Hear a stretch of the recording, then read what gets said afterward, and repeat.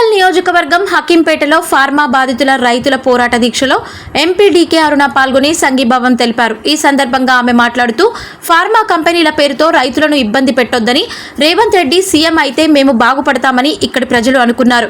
కాంగ్రెస్ ఇచ్చిన హామీలకు ఆశపడి ఓట్లు వేశారు.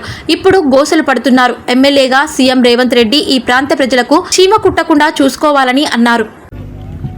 గ్రామంలో ఫార్మా కంపెనీ మా భూములలో వద్దు అని ఇక్కడ ధర్నా చేస్తున్నటువంటి రైతుల యొక్క దీక్షకు మద్దతు తెలపడానికి మరి నాతో పాటు వచ్చినటువంటి జిల్లా అధ్యక్షుడు పగడాకుల శ్రీనివాసులు గారు, అదేవిధంగా రాష్ట్ర కార్యవర్గ సభ్యులు